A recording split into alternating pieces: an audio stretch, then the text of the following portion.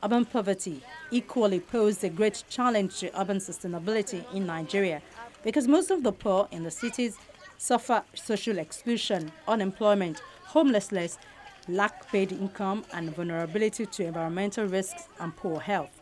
While the end result of these challenges and manifestations are the growth of slums, squatters' settlements, shacks, dirty rundown housing that are already becoming permanent structures in major cities of Nigeria. Principles are never broken. We must abide by them. We can't continue living like this and expect a smooth development for our nation. We obviously must come back and do what is right. So I'm hopeful that one day, by persuasion, sometimes by coercion, we'll do what is right. The state of the physical environment, particularly the urban centers, today is a major source of global concern. This is evident from the fact that the urban environment is greatly of man's making. The safeguarding of the urban areas from human injurious physical, social, economic, and political activities should be man's paramount responsibility. Globally, more people live in urban areas than in rural areas, with 54% of the world's population residing in urban areas in 2014.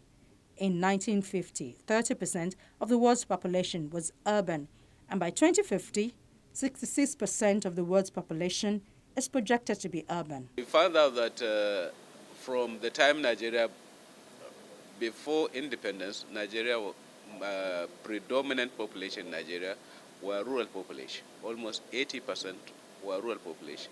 Just 20% were urban population. By the year 2015, Nigeria has crossed the mark. Now you no more to say rural majority. It is 50-50. Last year, Nigerians, there are 50% of them in urban areas, 50 in rural areas. And as the threshold of that population comes, the urban population will continue to grow. So Nigeria has to listen, and it's very important for them to do this. The fastest growing urban areas are medium-sized cities and cities with less than 1 million inhabitants located in Asia and Africa. As the world continues to urbanize, sustainable development challenges will be increasingly concentrated in cities, particularly in the lower middle income countries where the pace of urbanization is fastest. Integrated policies to improve the lives of both urban and rural dwellers are needed.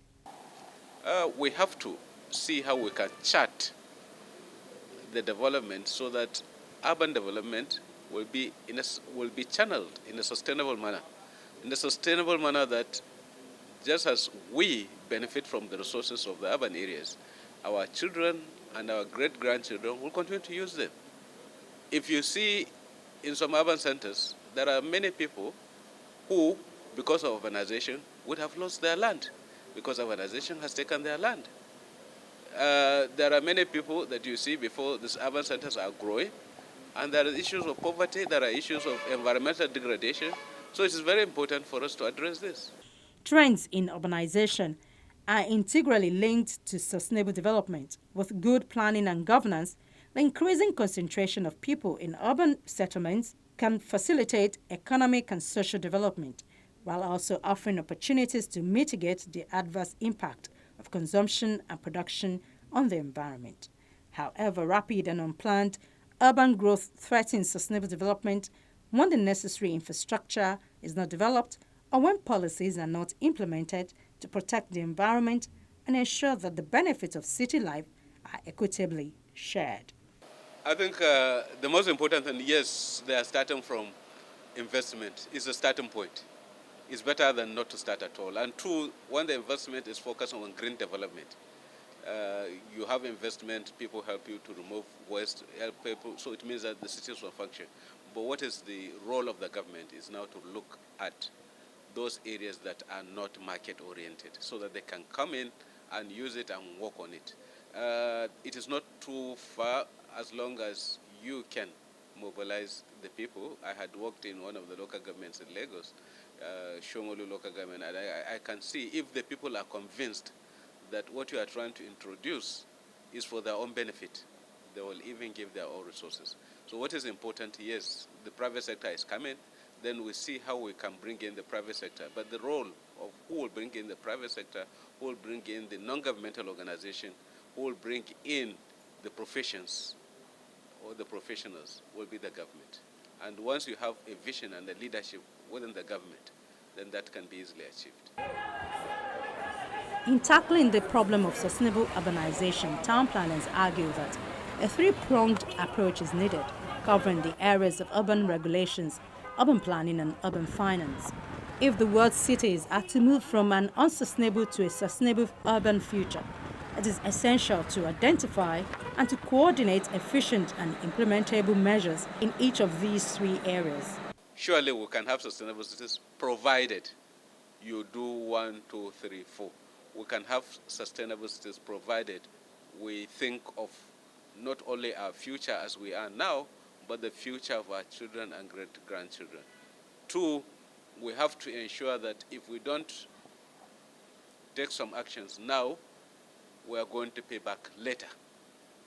For example, if you don't build the infrastructure for resilience, good drainage work, good other things, when the flood comes, so many people will be affected. So the cost will be 3-4 times more.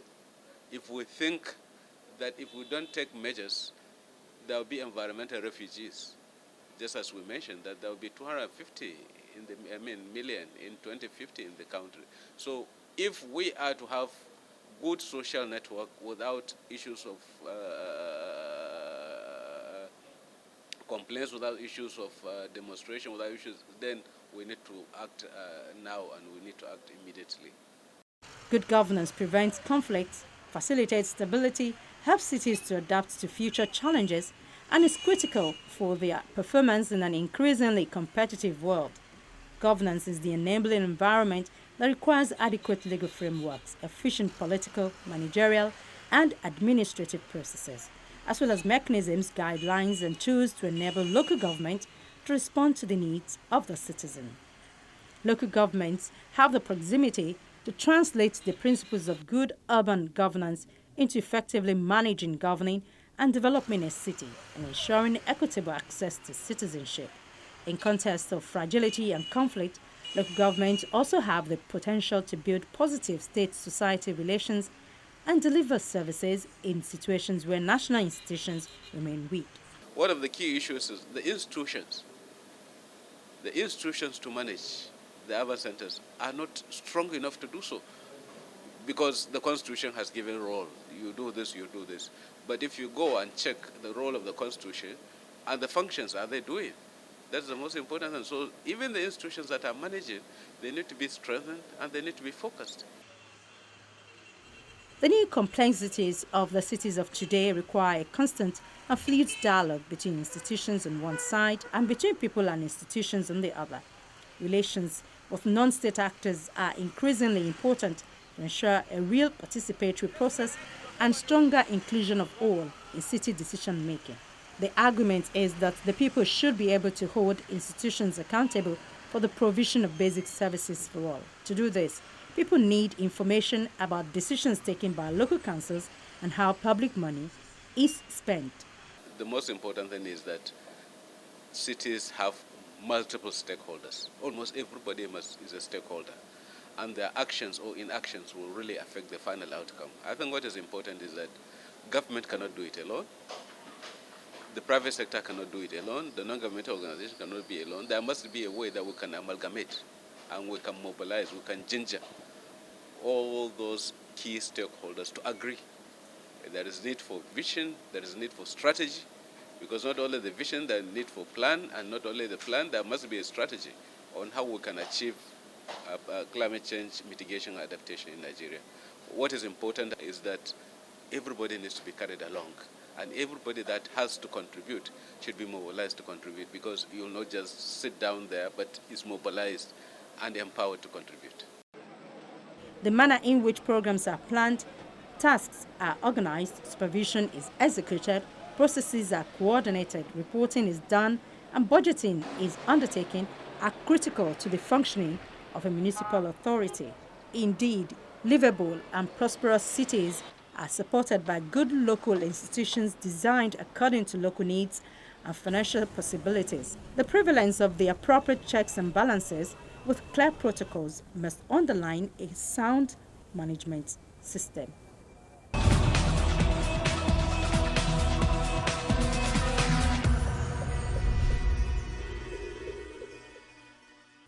Well, that's our program for you today. Thank you for joining us. Don't forget you can reach us anytime and anywhere by writing to earthfile@channelstv.com. See you next time.